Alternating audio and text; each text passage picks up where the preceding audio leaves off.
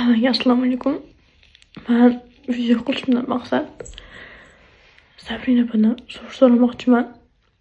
Borgan o'sha больницаga borgan birinchi kunidanoq uzr so'rash boshlaganman. Hozirgacha ham so'rayman. Hamma oldida yana bir uzr so'ramoqchiman. Men juda ham shokda edim. Stressga tushib qoldim. Juda ham qattiq.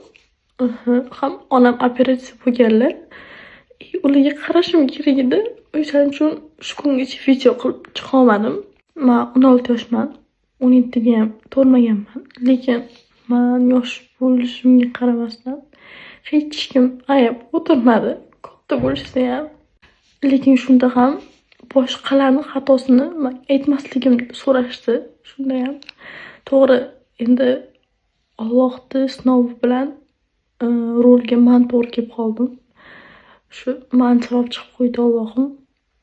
Va qonun oldida men javob berishdan qochmadim va qonun doirasida javob berishga ham tayyorman. Men bu klipga Ozoda Nursaidovani, Ozoda opani hurmatlari uchun borganman. Men Shahrisabzda bo'lganman. Ahad Qayum bizga aloqaga chiqqanlar, ya'ni onamga aloqaga chiqqanlar. Ozoda Nursaidovani klipiga meni so'rashayotganini aytganlar. Onam qo'rqganlar boshida. Ozoda Nursaidovani klipi katta klip, bu yosh, qo'rqaman deb aytganlar. Va oxirida Ozoda opani hurmatlari uchun meni Toshkentga chaqirib olishdi. Toshkentga bordim. O'sha vaqtda kanikul edi, chunki men Shahrisabz maktabim bor. Maktabda o'qiyman.